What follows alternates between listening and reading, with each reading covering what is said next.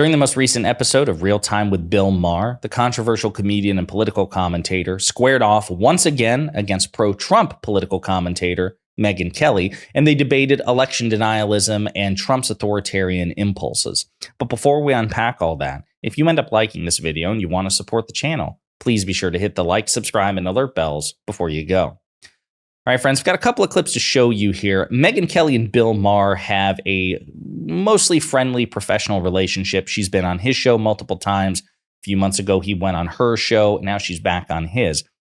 He's obviously virulently and righteously, in my opinion, anti-Trump. She is someone who has made moral compromises and political compromises, in my opinion, to support Trump.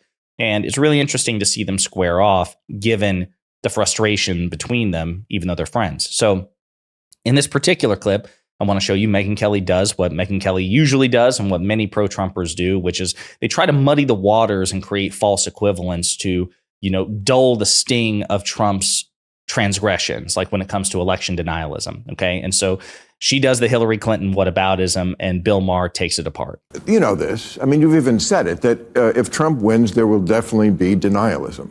I mean, he's only going to say one of two things if he loses. If he loses. Yeah. There's only, he'll either say it was rigged or it was the most perfect, beautiful election ever. Yeah, that's true. That's true. You're admitting that. Yeah. And yet you're going to vote for him. Yeah. We want to know why. Well, don't think there won't be denialism if Kamala Harris loses, too. It won't be the same. Okay, but there's going to be. I mean, they're already laying the foundation for lawfare. We're going to be stuck in this election one way or the other, no matter who wins, for weeks. Well, there's no evidence of that. Democrats have never done that. They've conceded. We already had this fight on my show. Hillary Clinton is the original election denier. Stacey Abrams. Yes, she is. It's different. Come on, man. Right. It's different between grumbling. Yes, they grumble and they shouldn't, and maybe it goes over the. It's different between grumbling about something and actually trying to overturn it, like he did. I mean, you know this. Why do we have to go through this? That's fine. You're allowed to file legal challenges in response to an election, which is what Trump did, and he lost, and he did wind up leaving office. Yeah, she's skipping out about the fake electors plots, the conspiracy to defraud the American people for which Trump has been formally indicted. She also skipped out about the insurrection which occurred on January 6th. It's so interesting to me. Again, as a reminder, the peaceful transfer of power is a multi-step process. It doesn't begin and end simply on January 20th when power is finally transferred from the previous administration to the new administration. The peaceful transfer of power begins on the election, obviously, because that's when the election is decided. Who wins and who loses will become president, right? Then you have a date in December in which the electors, cast their ballots, for the victor. Then the third day is January 6th, right, where those electoral college ballots are certified in a congressional hearing presided over by the Vice President of the United States. And then the fourth step in the process is January 20th. Again, that is when the new president is inaugurated. So the fact that there was violence and conspiracy and scheming to steal, not to win, to steal the 2020 election from the legitimate winner, President Biden, and the fact that Trump finally left office on January 20th, that's like saying, well, Robert E. Lee surrendered at Appomattox in 1865. So what happened between 1861 and 1865 until the surrender doesn't matter. He eventually surrendered. Or the Nazis surrendered, after the fall of Berlin. I guess it's, whatever happened between 1939 and 1945 doesn't count. No. The fact that Trump eventually left office does not at all excuse or justify or wipe away the illegal and dangerous and authoritarian stuff he tried to pull in the meantime. And again, there's no counterpart to this, as Bill Maher points out. Hillary Clinton didn't try to sue her way into the White House. If she did, Megyn Kelly would be ripping her hair out. She wouldn't say, well, Hillary Clinton has the right to do that. No, she'd be like, how dare you? You got to preserve the fabric of American culture and American society. Just concede gracefully. So again, it's a double standard. But Hillary Clinton didn't avail herself of her legal right to try to sue her way into the White House. She formally conceded that night, publicly, on camera, after privately calling Donald Trump to concede. She even attended Trump's inauguration. Did she complain about it afterwards a couple of times? Yes. If you can fault her for that, sure. But Trump is objectively worse by orders of magnitude. He's infinitely worse. And so she'll always lose that debate. And she knows it, which is why she doesn't even so much try to defend Trump as she tries to, well, what about Hillary Clinton? Lady, you're going to lose that argument too. So another exchange between Bill Maher and Megyn Kelly, and I was really partial to this one because it's a point that I make on this channel a lot too, that I don't see many others make, which is Megyn Kelly tries to give Donald Trump for everything good that happened between January 20th, 2017, and like February of 2020. But Bill Maher points something out that besides myself, I don't see that many people point out. See how she handles it. Longer are listening to them. Trump has incendiary rhetoric, there's no question. But we have 4 years to judge him by, and the country was going pretty well when Trump was in there, unlike the 4 years we've had under these two. Well, I mean, I could argue with that too. Actually, if Trump had this economy, and I could go through all the stats, the stock market is through the roof, wages are up. Not as high as it was under Trump. Well, first of all, Trump inherited somebody else's economy. That's what Barack Obama would like us to. Well, it's true. Okay.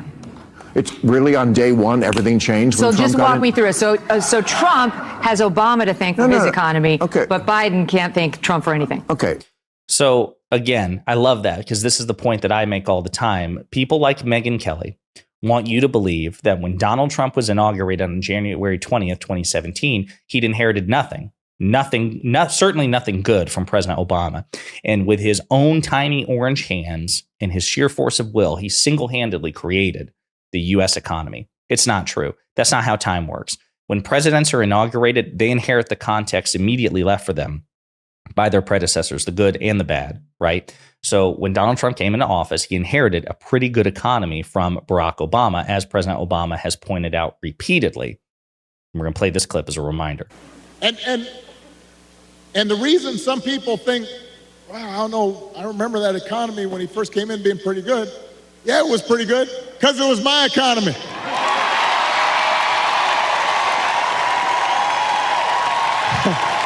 We had 75 straight months of job growth that I handed over to him. It wasn't something he did. I had spent 8 years cleaning up the mess that the Republicans had left me the last time.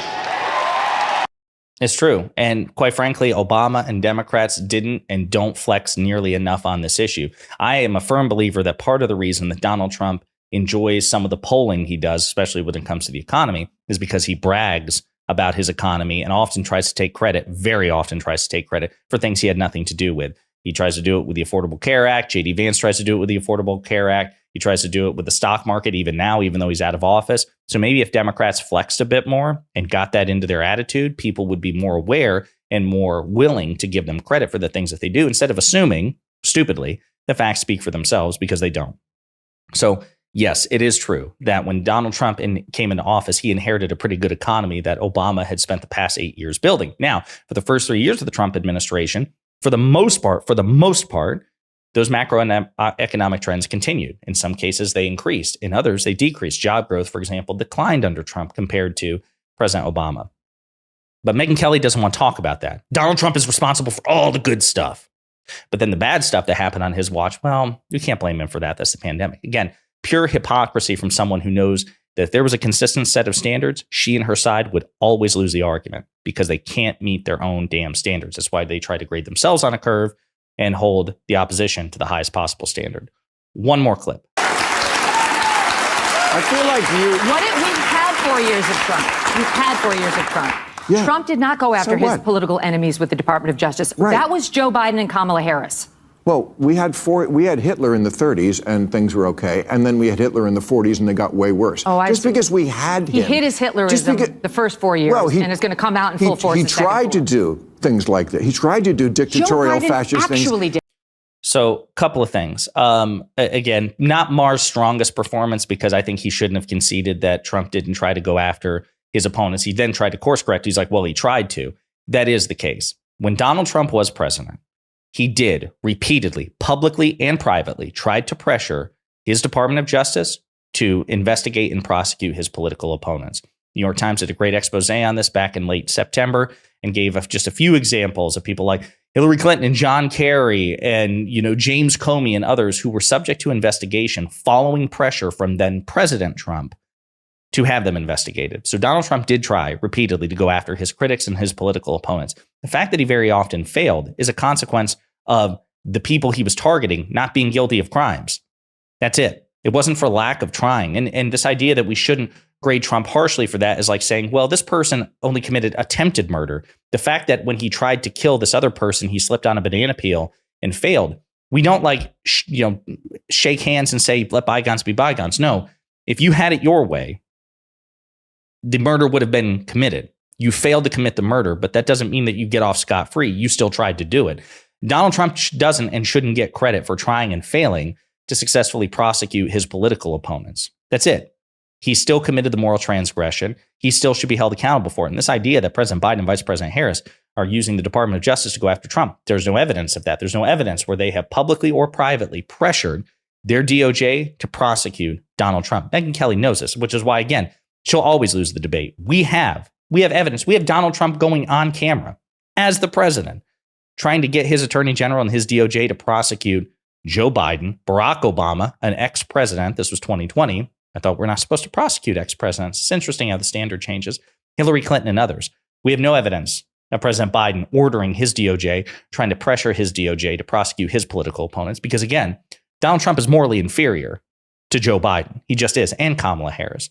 So once again, Megyn Kelly will always lose the debate because she's defending the indefensible. And it's funny to see her spar with Bill Maher in real time, and makes for good content. In the meantime, let me know what you think in the comments.